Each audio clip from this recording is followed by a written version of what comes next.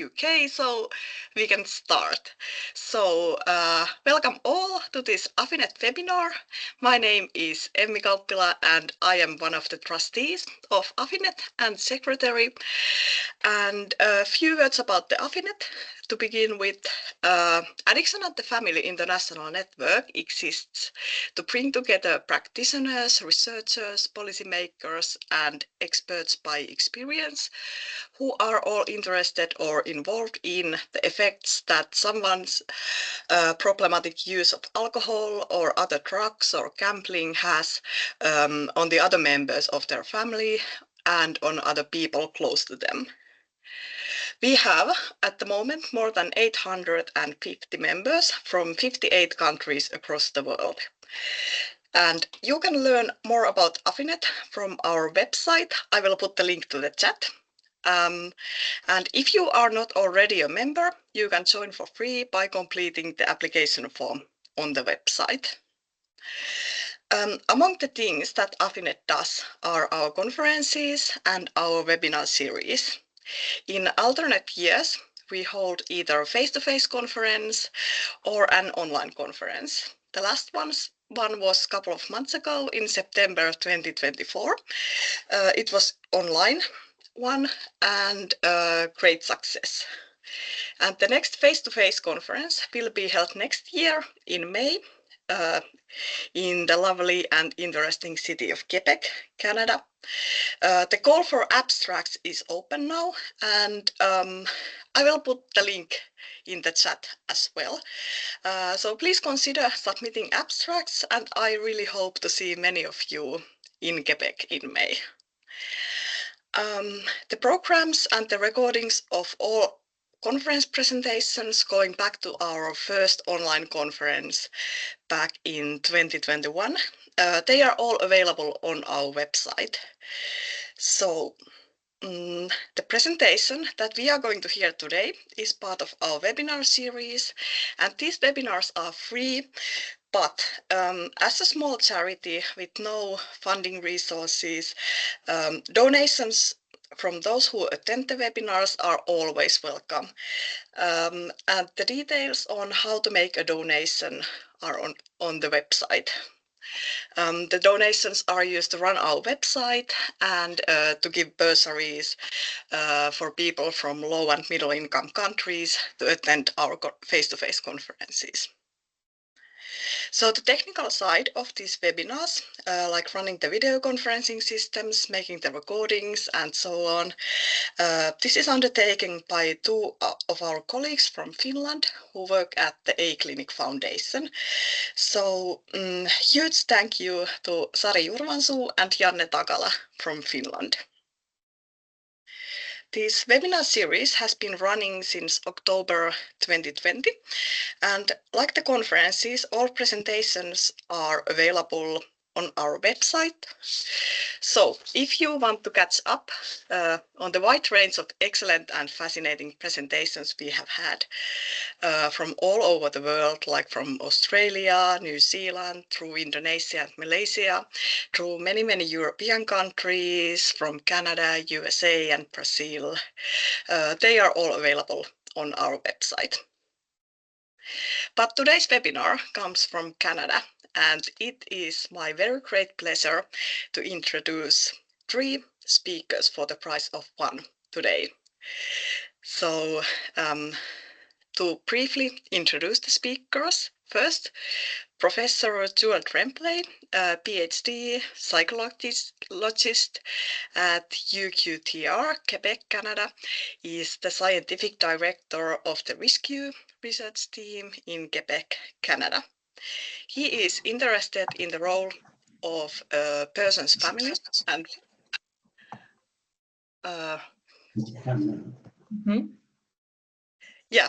person's family and friends on the efficacy of addiction treatment, specifically on couple interventions in addiction. He also focuses on the assessment of population needs for addiction services. And he is co-author of My Choices, a program aimed at attaining controlled use of alcohol and other substances widely used in Francophone countries. And he also works on developing tests and directs the development and validation of an assessment battery implemented in addiction services in Quebec, Canada. Next, Francine Ferland, PhD, psychologist, CIU de la Capitale Nationale, has worked as researcher in Public Rehabilitation Center for Addiction for the last 15 years. Her research is mainly dedicated to better understand addiction in order to help improve intervention for both the person who experiences addiction and for the loved ones as well. And last but not least, we have Caroline Theriot, Master of Science, who is actually beginning her PhD in psychoeducation at Laval University in Quebec. Her thesis will mainly focus on identifying the rules for using screens that parents establish for their children aged from 6 to 17. So today they are going to tell us about concerned significant others of people with problematic internet use, identifying dimensions to include in their assessment. They will talk for about 45 minutes, and then there will be time for people to ask questions and for us to have a discussion. So during the presentation, you can write questions on the chat, and Joelle, Francine, and Caroline will answer them at the end, or at the end, you can simply put your hand up using the hand function of Teams. So now over to you, Joelle, Francine, and Caroline. Let me just share my screen and your presentation.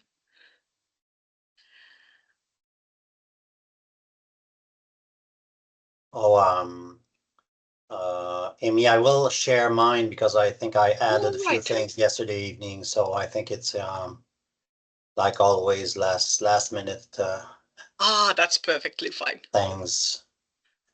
Let me share it now. I think it works. Can you confirm, please, that you see the screen? Okay, thank you, everybody, and sorry about this long presentation of our CVs. We will send next time shorter presentations.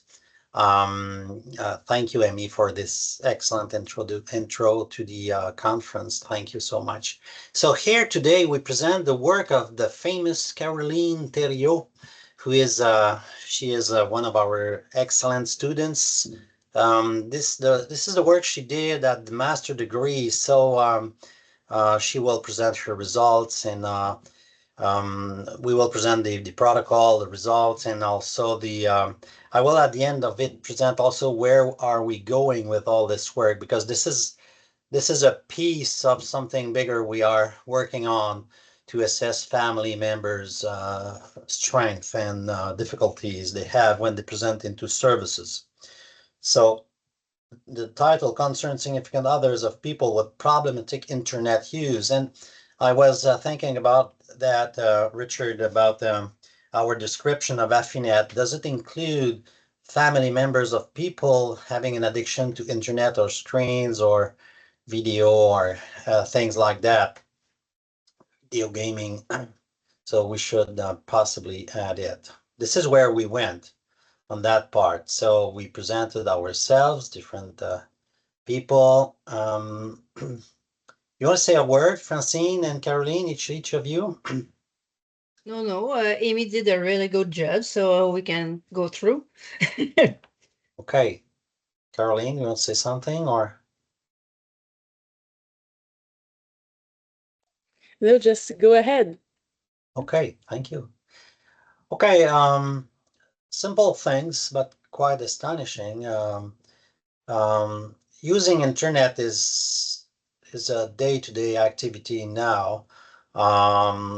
We say that there's more than 2/3 of people on Earth which are using internet, and probably the others are not using because they don't have enough resources to access, they would like to access. So it's a daily life activity using internet now, and it's even an obligation. I remember wanting to put my kids on the swimming activities, and the only way to do it 15 years ago was to go on the internet. It was not possible to go in a face-to-face meeting to say, okay, I just want to pay. So you have to use internet now. So it introduced many positive changes in our lives, but a small portion of people are having an excessive use of this technology, and we can even call it an addiction to some parts of internet facilities or functions. We will call it here problematic internet use, kind of soft expression to call, rather than addiction, we'll call it a problematic internet use. And the real prevalence is not really known. Estimations for teenagers go from less than 1% to 26%. We don't know, in fact, same thing for adults, between 1 and 22%. So we have difficulties with measurement, many difficulties. Just the definition of what is problematic internet use is not an easy task. There's quite a lot of research on that topic. It's a public health issue. For example, in our addiction centers in Quebec, Canada, people are knocking at the door, presenting with an addiction to gaming, for example. A few on social networks, but most of them are presenting for gaming issues. Gaming more than 10, 12, 14 years a day, doing exclusively that. So we see all the characteristics or the aspects of addiction in their behaviors. Even our colleague Magali had a great grant. She's developing a treatment with this treatment center. So there's a lot of research on people having problematic internet use. We developed in the last few years a kind of diagnostic tool where we offer specific criteria to assess internet use, problematic internet use. We must publish on that very interesting tool. So researchers are working on defining problematic internet use. How can we assess it? How can we know better about comorbidities?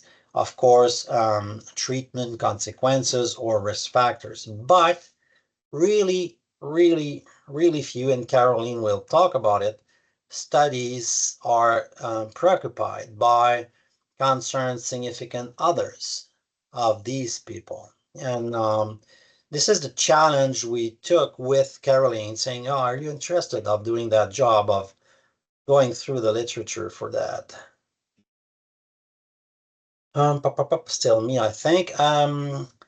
Of course, this addiction can have, this excessive use, rather, could have impact on concerned significant others, like relationship problems,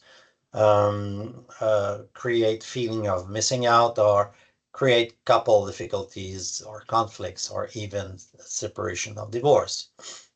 The goal of the presentation is the work Caroline did to document the impacts faced by CISO in order to target the dimensions of that should be included in the assessment of their services need. So I will finish the presentation later on that topic, because the work of Caroline is embedded in our larger work on developing comprehensive assessment of family members who present in our services, including family members of person having a problematic use of internet. So I think it's your turn, Caroline. And when Yes, you want me to change the slide, just say something. yes. And, Thank you. So to attack this work, we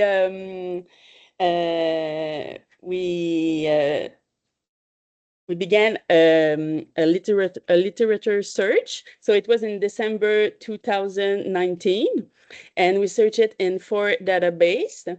And you can see our inclusion criteria. So first of all, we had to, it should have to be an article mentions at least once that a person in the family or couple displayed problematic internet use.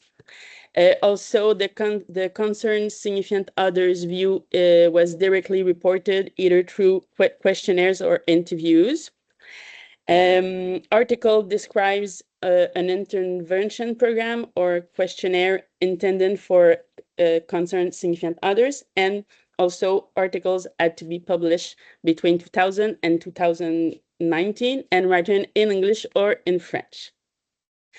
So after that, you can see our keywords. It was problematic internet use, program test or therapy, and concerned significant others. So we found more than 3,000 articles. And after removing all the repeats and read the abstract and everything, we stay with 6 articles. So there's a lot of literature, but with our inclusion criteria, that's what we got. So 5 of these articles addressed the experience of the partners of online gamers or excessive internet users, and only 1 focused on the views of parents who participated in a family intervention with their adolescent who displayed problematic smartphone use, and none described questionnaires for consent significant others. And in our presentation, we just only presents the results for the partner's experience. Oh, I can also say that we conduct a qualitative analysis with in vivo. So it allows us to identify themes. At first, the themes was inspired by the consequence usually used in the literature about the concerned significant others of pathological gamblers. And after all, we modified them to better represent the literature we found. And all these authors, 3 of us, worked together in collaboration to identify the teams. So at last, we had 9 teams emerge. So I think it's your turn, Francine. Good. Thank you, Caroline. As for the results, all the consequences that we will present and that we found were associated with the time spent on screens. It was all gaming time, and we don't have sexual sites or things like that. So it's really on gaming that the partner was using the time on screen. So one of the first, okay, I don't say anymore. One of the first consequence was a consequence on communication. So partners report that their spouse's excessive internet use is the main reason for reduced communication in the couple. So because the partner was really, the spouse was really a lot of time on the screen, they don't have time to talk with each other. Joël? The other consequence was that the time spent on internet was causing conflicts with the 2 partners. So according to them, the excessive time their spouse spent gaming online is the first cause of the increased conflicts.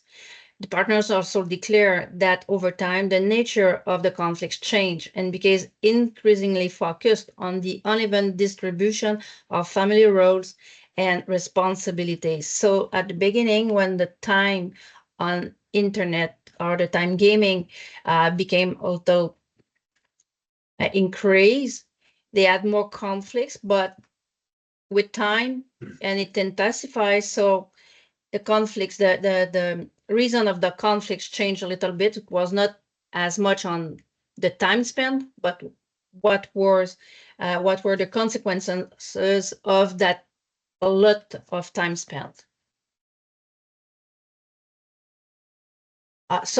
The distribution of the chores and responsibilities was a big cause of conflicts. So the spouse excessive use of online games significantly affects the sharing of parental chores and obligation. So spouse who was gambling, not gambling, but gaming, neglects the responsibilities such as domestic chores and children's care. And those who have children confirm that their spouse neglects their parenting role regardless of the children's age. So the fact that they have children at home, they didn't care about children at all, and the non-gaming partner has to take more responsibilities and feel to be alone with those parenting responsibilities. Joël? Caroline, tu veux-tu y aller?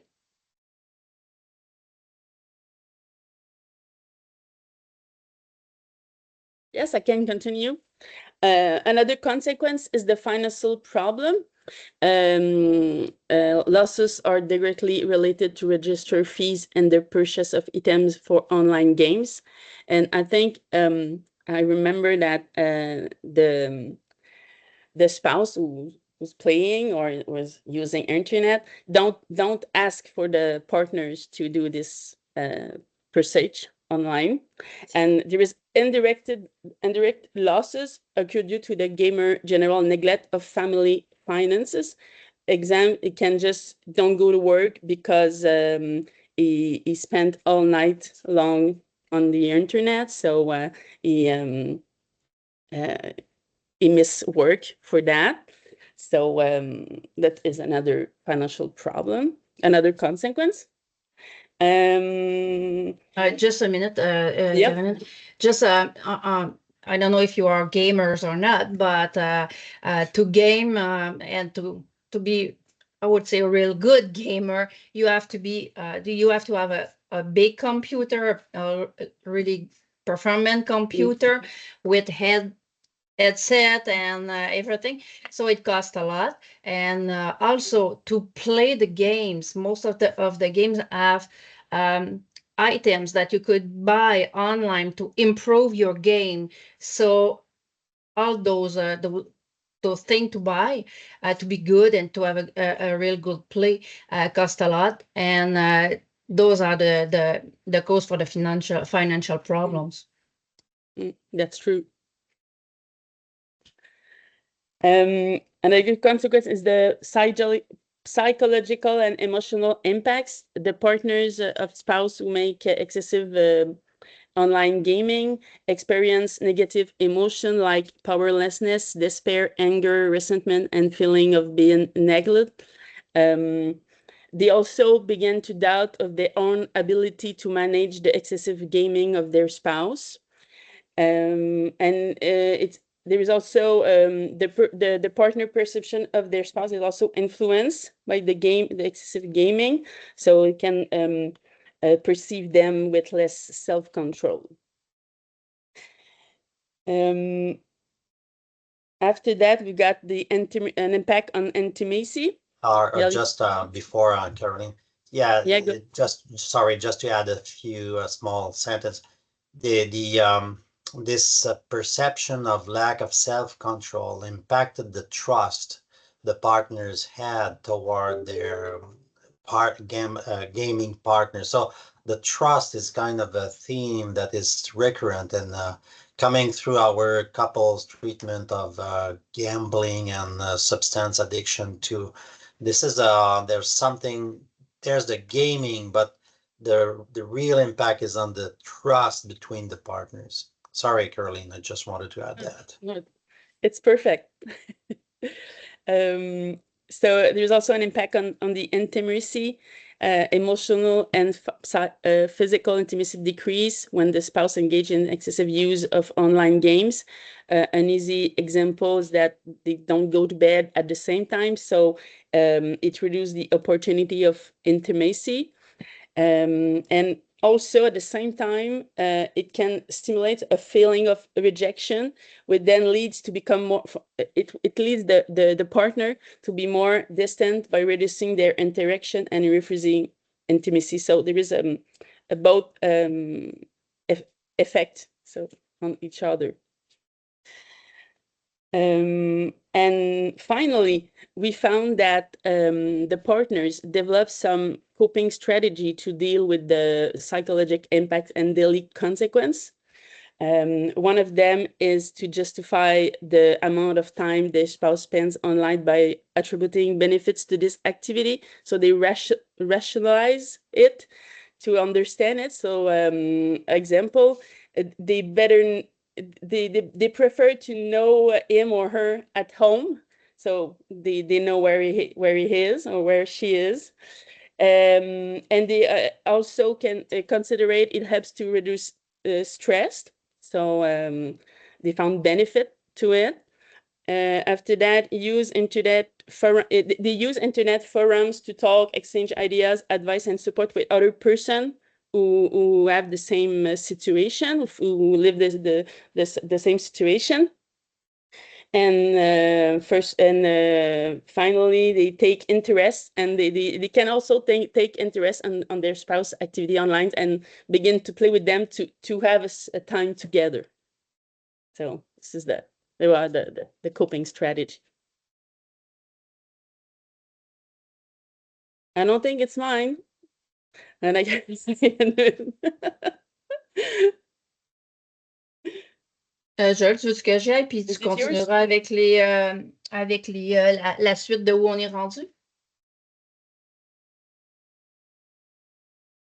Sorry, yeah, go, Francine. Yeah, excellent. Okay. So my micro was closed. I was talking to myself. My wife would like to have a micro like that on me just to close it. Okay, go, Francine.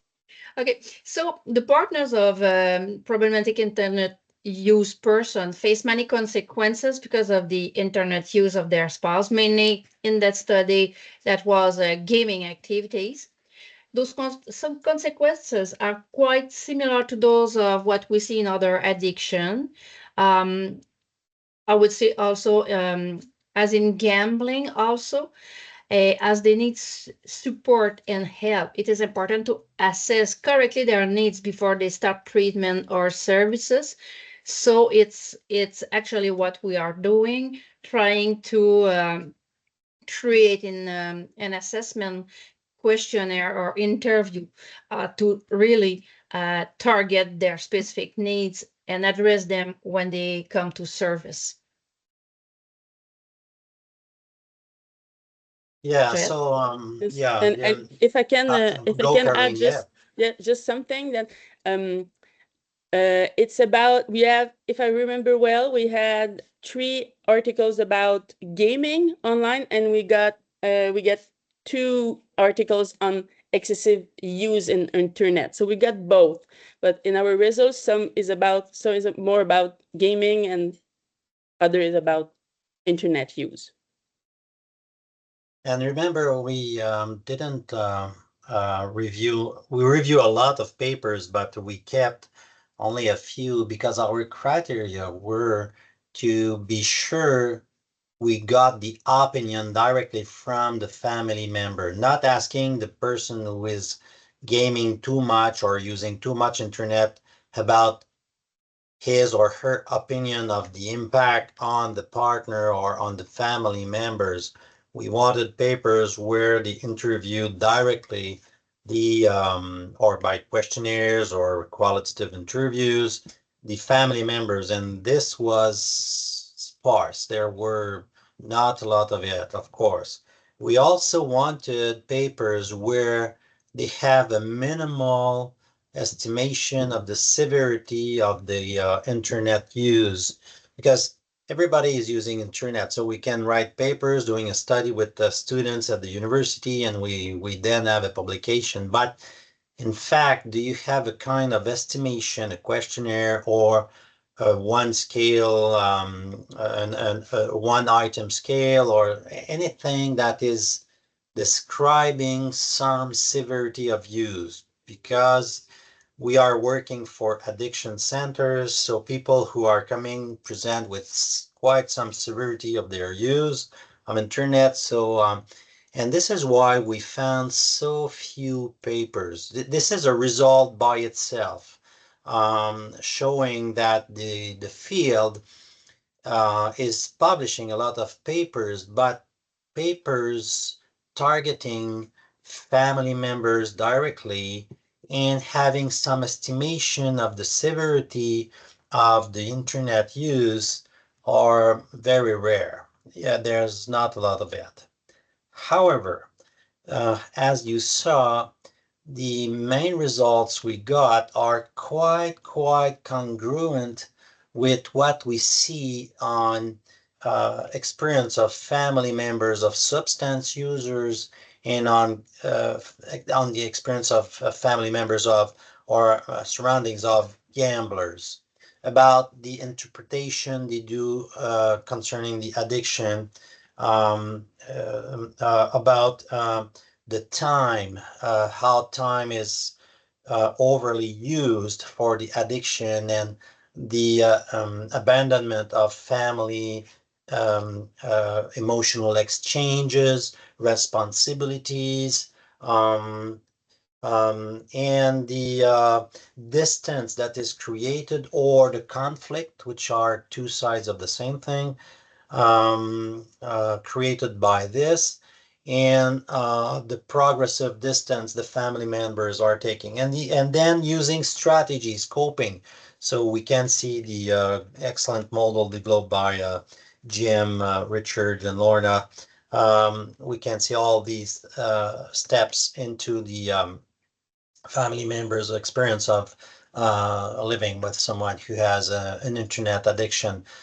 So they develop coping strategies, but there's not enough studies on the coping strategies they are using. We have another student who is working on coping for used by parents of young kids using too much internet.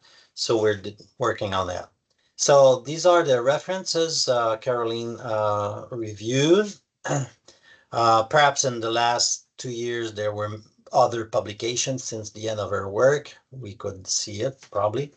Let me go with, and then Francine and Caroline, if you want to add, just enter in the discussion. Just to contextualize the work of Caroline in our research team work, we are working since many years on developing a full assessment of people coming in our addiction centers in Quebec.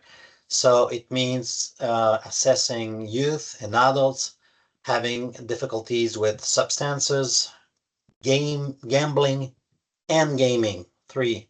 So we just released the, and we will publish, but we released in Quebec, but we will publish soon our first screening test that is working for all these people. The same screening test is very excellent psychometric properties for adults and youth on substances, gambling, and gaming. But part of it, we develop a family members module. We call it, the global assessment is called the Quebec Addiction Services Assessment, but a family members section will be developed. Based on the work of Caroline and other students working with us, I just go through rapidly the dimensions we will include in this assessment of family members. Remember, it's a quite long assessment for family members coming in specialized services for in addiction. So of course the goal for the consultation will be assessed, of course. Do they come to improve their well-being, or do they come to improve the impact they have on substance gambling or screen use, I should add, or do they come just to protect their family, or a mix of all these? What type of link? Do they have difficulties in their finances? What are their living arrangements? What are their social network? Social competencies are also assessed, of course. Quality of the couple relationship, if it is a partner or family functioning for parents, and parents' ability. We have a short questionnaire on it. We spend time drawing their social network with the rounds, or about the most important persons in your life. What is the strength of their link, and on both sides. If you live with, you just check in the house. People who will support your change strategies now, and people who will be obstacles into your actual process. So we draw their social network.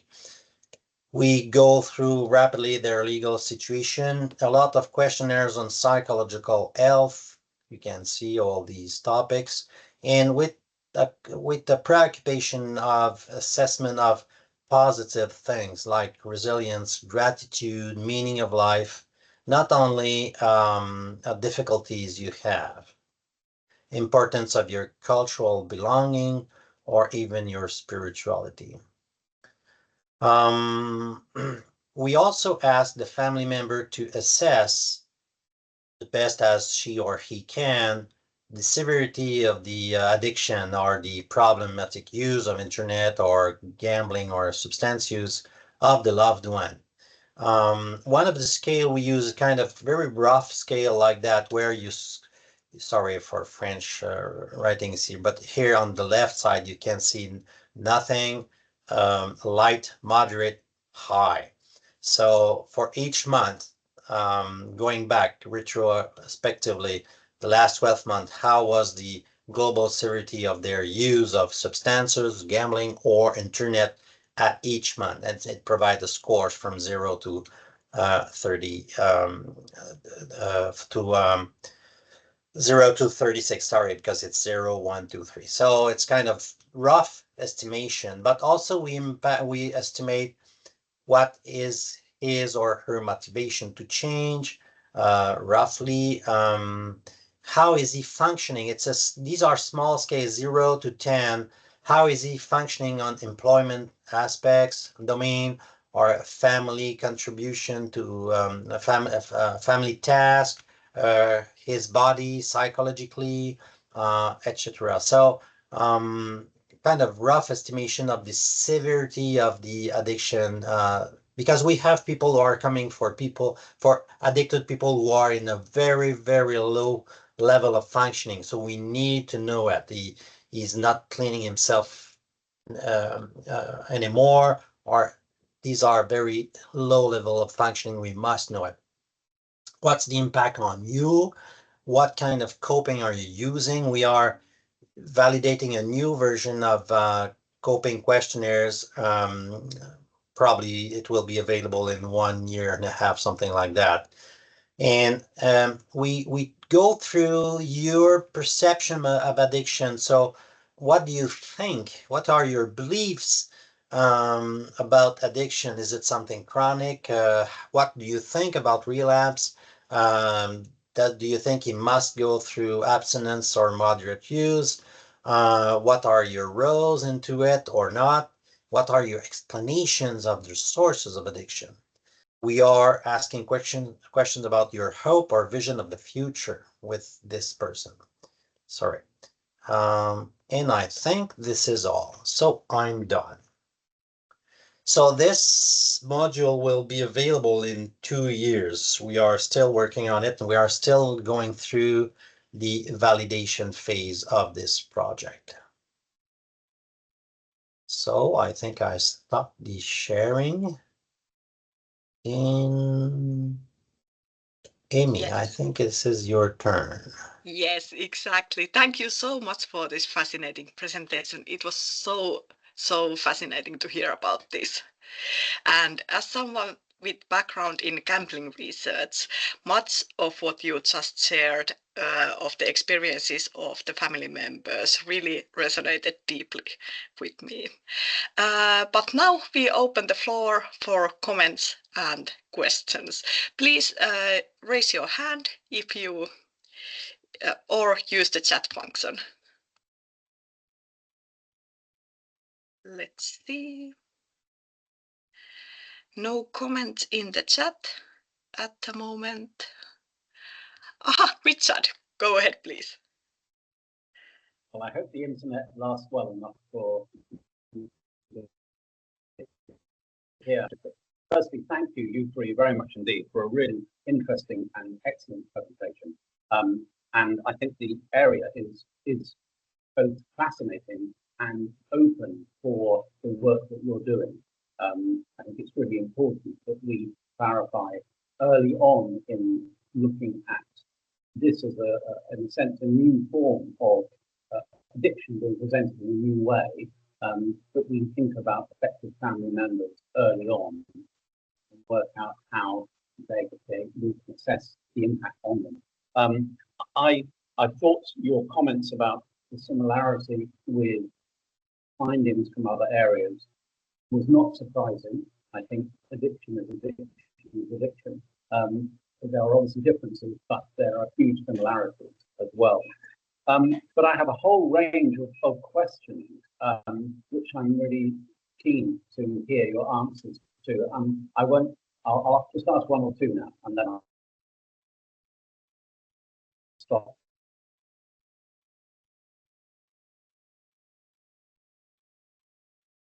Oh, I think the connection just broke down. Family members. My screen's just gone blank. Can you still hear me? The connection is breaking down. Maybe could you write the questions in the chat? Would that work? Oh yeah, it's not working. Obviously you can't hear me.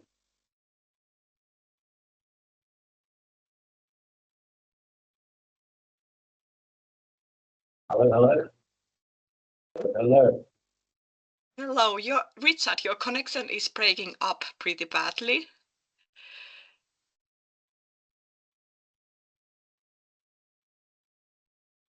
Okay, maybe we can take a question from the next person while and hope that we can get the questions from Richard from the chat.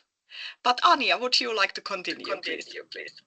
Yeah, thank you. Thank you so much for, oh, I can't stop raising my hand. Yeah, thank you so much, Joel, for this interesting, or also Caroline and Francine, for this interesting presentation. I was wondering, because we also had a systematic research on treatment for family members in general. I think Gallos has had a presentation on our Eviva study. And in the meantime, I just checked because I remembered there were some studies on treatment for family members with of people with internet use disorder. And I found two with family treatment and multi-family therapy for parents. And these were the only ones. I think 2 or 3 studies we did found. And I was just wondering, why do you think you found so few studies with parents? Because in the morning I discussed with Gallos, he can't be here. He's just having a radio talk about family members. And I told him I will definitely join this webinar, and he said, it's mostly about parents. And you found only one study, so why do you think this happened? Joël, tu veux y aller? Oui, je peux y aller. Do we know why did we find only these? There's a comeback. Perhaps everybody can shut their mic. Okay. And just shut your mic, perhaps. Okay. Yeah, there's I don't know the exact answer. We found this study on family members of youth, but the accent was not on youth. We were more looking on adults who have difficulties with gambling. So you're right, there's a few studies, and there's probably more studies on parents of teenagers who have problems with internet. Very less studies, very few studies on family members of adults having difficulty with the screens. So this is probably one of the reasons. I don't know, Francine and Caroline, if you want to add on it. But we were very severe on, is there any estimation of the severity of the problem? This was possibly a difficulty we had because we were strict on that criteria. Probably otherwise we would have found more studies. I would. Yeah. Oh, was it Caroline? I will respond maybe in French and English. Maybe Joël, you will help me. Yeah. I think, like you said before, the thing is to have the perceptions of the parents, of the partners. So I think it was maybe the difficulty to find article about that.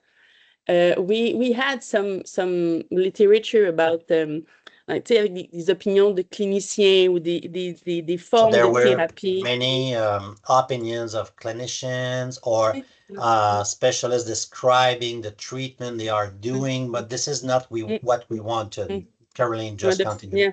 Yes, that's it. We want to have the perception that of parents who had this program, who followed this program. So I think it's that. Yeah. But I would also add that we stopped searching for articles in 2019. So maybe from 19 to now, we would find a little bit more, because as in most of new addiction, we have to understand what the addiction is before, and the consequences and the risk factors and everything, and before trying to understand the CSO's problematic. So I think that probably in the future we will find a little bit more.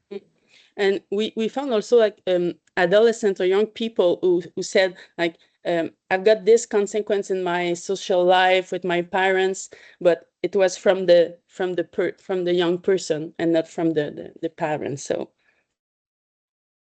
it's another explanation. Thank you. You want to add something, Anja? Oh, it's okay. Okay. Yeah, I just wanted to say thank you so much, all three of you. That was really, really interesting. It's going to be great watching your research continue. But I've noticed with the families that I've worked with over the years, there's definitely with gambling addiction, which is what I sort of I'm involved in. It does tend to start with gaming online. That that it seems to go from buying stuff online with games, and then they go into the gambling addiction. But I'm finding, and I just would love your feedback, all three of you, on this. I'm finding that rather than relapsing on the gambling, some of them go into pornography online, some of them go back into gaming online. And what I'm concerned about is I seem to be doing this vicious circle. And instrumentally, it's all coming from internet use online. But I'm finding that the gambling addiction is then being picked up with pornography addiction or back into gaming addiction. Yeah. You want me to go, Francine or Caroline, or? Okay. My experience is because I'm also doing clinic each week at the treatment center. My experience is we must work on the function of addiction with these people. If we have only a cognitive behavioral, which is excellent too, but even in the cognitive behavioral strategies, we must look at the function of this addiction. I remember a woman I have in follow-up. She's going well now, but it was a food addiction before, then alcohol addiction, and we need to work what's the function of all these addictive behaviors you have, and mainly the specific behavior is perhaps not the most important. It's what's the role in your life, what are you dealing with by using these addiction. Then there's a chance we can stop these moving from one addiction to the other, which is a great problem. I don't know, Steph, if I'm responding to your question. Would you like to add something, or? Yeah, I just think I wonder if root cause can sometimes be internet, and how, as a therapist, how you navigate a family through that when their loved one's going into recovery or gone through treatment, because you're up against it, aren't you? And lapsing and relapsing, I think, is going to be even more difficult the whole time they're on their phones. I just wondered if anyone had any advice on that, really, within a therapeutic outlook on it. Yeah, I understand. I just reframe just to be sure I understand. So you mean if you have an addiction to internet, but you have to still use internet on your day-to-day life. So like alcohol, you can put alcohol out of the home, out of the house, but internet you cannot. So what's the recommendations on that? I didn't treat myself many people with addiction to internet, so I'm not sure if I would recommend something. My experience is limited on these. I treated substance use, gambling, but not a lot of internet addiction. I don't know what I would say. Francine, do you have any suggestions or experience with that? No, not really, but what we say very often, it's like internet problematic. It's like the addiction to la nourriture, c'est quoi, Joël? J'ai fait du bon. Food addiction. Like you have to eat every day, so you have to learn how to control your eating. So you have to learn to deal with the use of the internet, because it will be there, and I'm really sure it won't go away for the next years. So you have to learn how to deal with that, and how to maybe separate what is for work, for responsibilities, and what is for leisures. So I think it's kind of what you have to work with them. And perhaps the most similar situation is gambling, because you need money in your life. So you need access to your bank account and everything. But at the first phase of the treatment, we cut access to money so we can, I think, try to cut access to internet at the beginning and then reintroduce it with strategies to control. I would think like that, but I cannot say I deal with a lot of people in this situation. Steph, you want to add something?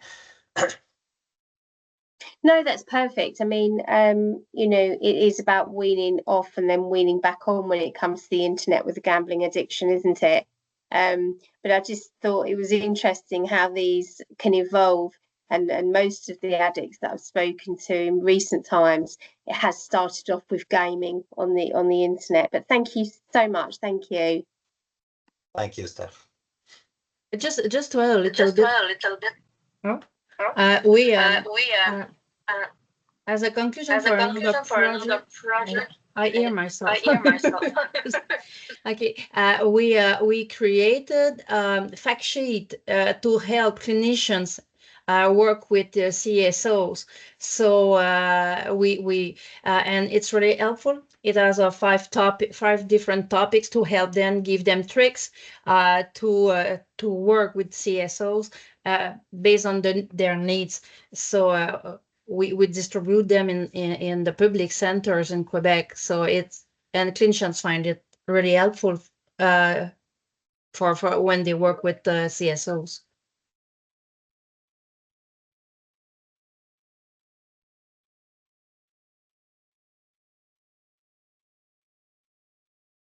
Thank you. That was excellent. Anja, you have your hand up. Yeah, I just wanted to add to your question, Steph. These transitions from gaming to gambling often have something to do with a kind of games. A lot of online games do have loot boxes. I don't know if you know this, and this is gambling. So you can buy tools or items, and this is they are growing, or this topic is growing. So there's a lot of gambling involved in gaming, and so the transition is not in the UK. We're trying to get that banned, Anja. Yeah. So we are trying to get it banned, but at the moment our government don't recognise it as early gambling. Yeah. And the second one is, and the second thought is, one researcher once said, we are doing a lot of with work on internet use disorders, and one researcher once said, it's not internet addiction, because you wouldn't call it bottle addiction. So it's alcohol addiction. And this is the same for internet applications. You're not addicted to the internet or dependent of the internet, but you are addicted to gaming or online pornography or buying and shopping. So I think it's good to differentiate. And then the topic of abstinence gets another relevance, because you don't have to be abstinent from the internet use, but maybe you should stop using specific applications, for example, TikTok, if you have a social media problem, or gaming. But and in therapy, you should learn to cut down specific applications or the use of these applications, and start using the internet in a more healthy way.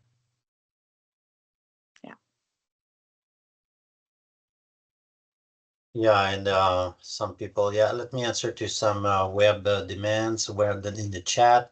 The tests we develop are not yet available. We developed Web Addict. We call it the Web Addict. This is our diagnosis tool we use as a gold standard to validate our questionnaires. We need to publish in the next year about the Web Addict, which is an interview quite long, but interesting to have a full picture of the use of internet.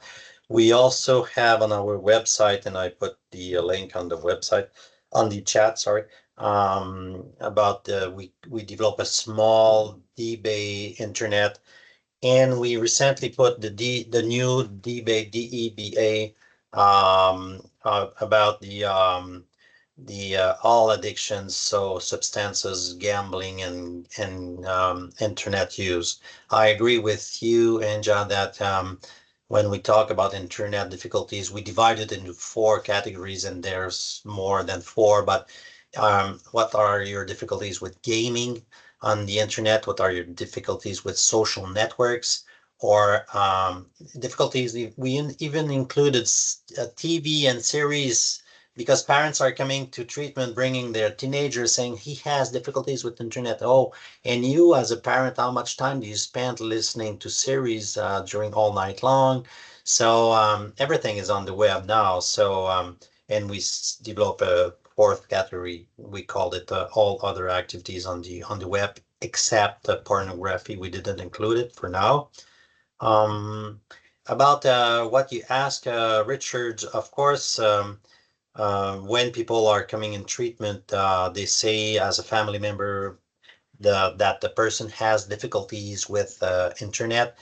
I understand you take the face validity of it. They say my family member has difficulties, but for us, we believe it, of course, but for us, it's important to rate that difficulty the best we can. I remember having a woman in treatment saying my husband is alcoholic. Okay, how many beers does he take during a week? 6. Okay, so for me, I understand that she's living some difficulties, but the range of the difficulties are different, and my definition with her about her difficulties need to be adjusted to the reality of the family member. So kind of middle way between what we say and what you say. So we accept the opinion that family members are estimating difficulties, but we need to estimate the severity of it. Yeah, we use the instrument you developed too in our package. We think we need some complementary or other aspects to assess, but we use the tools you develop, Richard, too. Yeah. Okay, I don't see other comments in the chat. And did we go through all the questions, Amy? Just I put the link, the web link to have access to the fact sheet. So if you want to have it, if you can go through, just send me your email address and I'll send them to you. Thank you. The question here about how do you measure addiction to internet? Can you repeat, Richard? Sorry, the link is bad. No, there's a question on the chat about how do you measure addiction to the internet? Do you have any validated tools? Oh, I thought I answered that. Sorry, I put in the chat the link to our new test we developed, plus a full interview assessment. We called it Web Addict. We need to publish on it in the next year, and that will be available. This Web Addict is not available yet.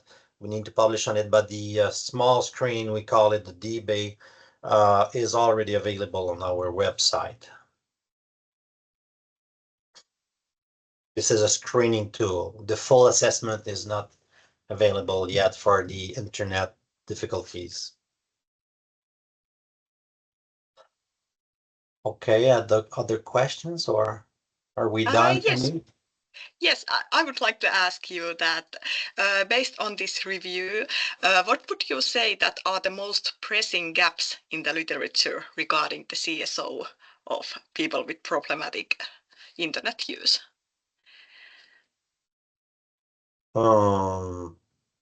Caroline and Francine, what are the main gaps or the main needs for research, you would say?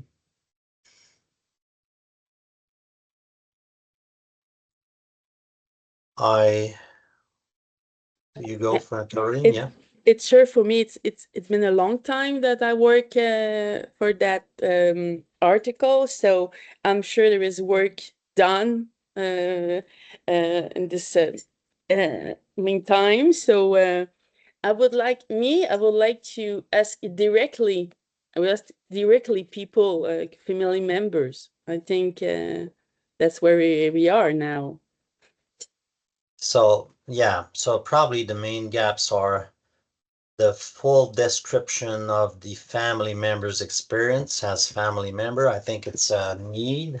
Probably will arrive at something very near of what we already know, but I think we need to do it. And secondly, we work on coping mechanism they are using. Is there something specific, especially for parents of youth having difficulties with screens, with gaming mainly, or social network too? And third, what are our colleagues Magali Dufour at l'Université du Québec à Montréal? She's working on with colleagues on treatment module for family members. So these are the three gaps I think we need to work on. I will add also that with Magali Dufour, we also work to try to understand what is internet addiction for general people versus for a person with autism. Because of the restricted interest that they have. So it's kind of melting together. So we try to better understand the differences or we could put a line between one and the other. So we are actually having a project on that, a Delphi group actually on that, to try to better understand. Okay. And if I can say so, like Joël said, this is a real public health issues, and it will stay for next years. If I remember clearly, the demands to the service, to the specialized service, just go up years after years. So yeah, So we people are knocking at the door of the treatment centers Yeah, for addiction mm, to gaming, especially. Yeah, you're mm. right. Yes, there is a question from smita.triadotkar. Go ahead, please.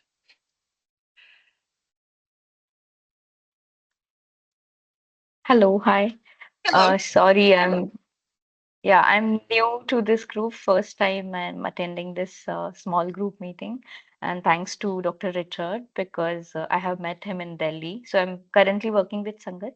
Just a little bit brief introduction I would like to give about myself. So I'm doing my PhD on father's involvement and its influence on child development and mental health. Here in rural Haryana, it's a very rural area where I'm based currently. And what we are finding, so it's a cohort, already established cohort within my project. And we have some fathers who are addicted to alcohol and uh, other drugs, or tobacco is especially used, like tobacco and tobacco related products are very much used. But now we are talking about the internet addiction, and this time in our cohort we are using one tool named Screen Skew. So we are trying to see how much the screen use among the children and their parents. And what we are finding, it's very eye-opening for us, is few children who are having a screen exposure. So there are few households where there is no screen at all because there is no even a television, no mobile phone, or maybe the small mobile phones like this Nokia and all, where there is no screen and all.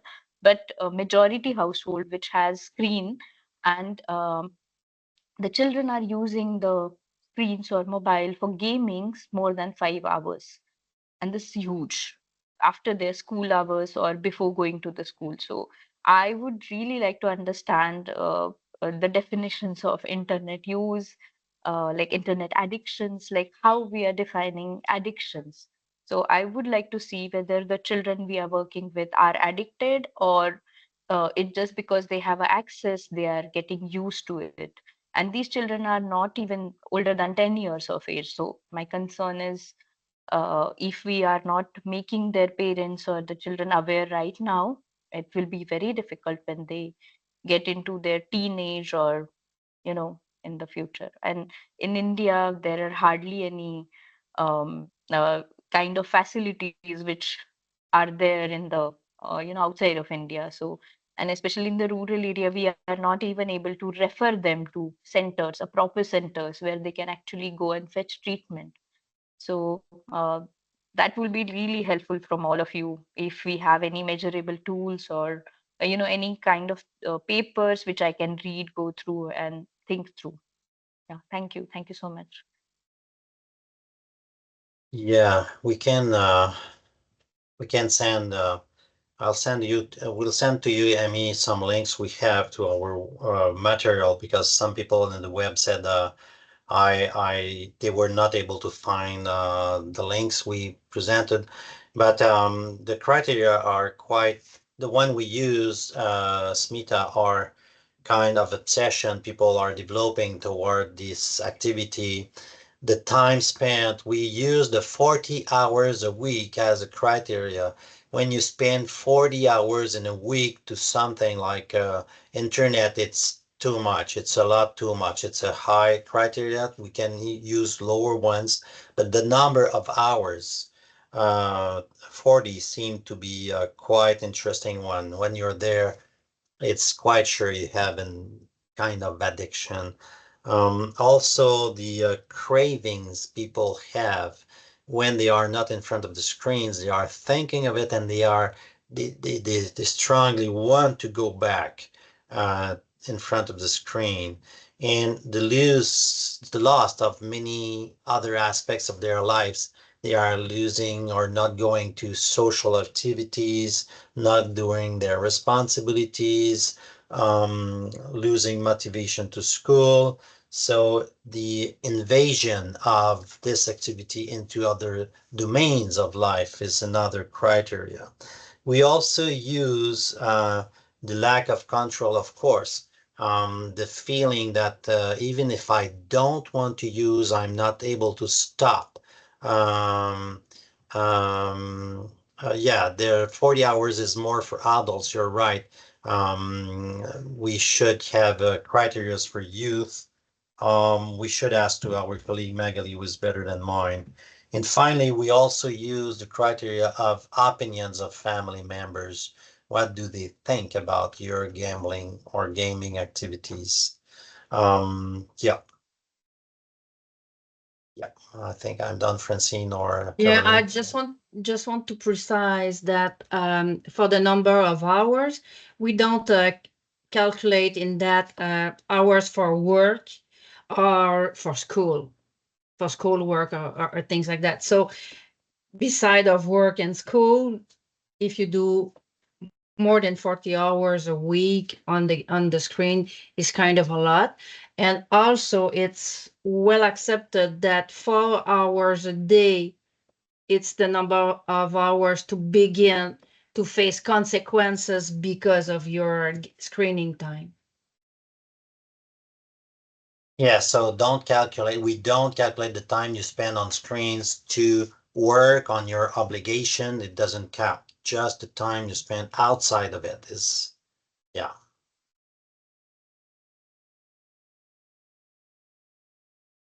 Yeah, thanks. Thanks a lot. That was really helpful information. Yeah, Yeah, I, we are asking children because there are now few schools, even the government and private schools, which has screen and they use the screen for teaching purposes. So we are not calculating that, but we are asking like when exactly the child is using the mobile or a television set or something, what exactly they are looking like, what kind of things they are looking. So when they are using mobiles, it's mostly games, a different kind of games, whatever is available freely accessible they get, like every day they want to play the same. And if their mothers are strict nowadays, it's they are a little bit adamant, or having the quarrels with their parents. So that's what the mothers are complaining to us when we are going and doing the assessments. So that's why I was asking. Yeah, thank yeah, you. thank you. Sorry, for myself, I will have to leave because I see some people in clinic in a few minutes. So perhaps a last question or something like that. Or Amy, are we done or? Yeah, if there are not any more questions, a big thank you to all of you, Joel, Francine, and Caroline. A few words about the next webinar. Online recording of this session will be available on our website by the end of the week. And the next webinar will be in Wednesday,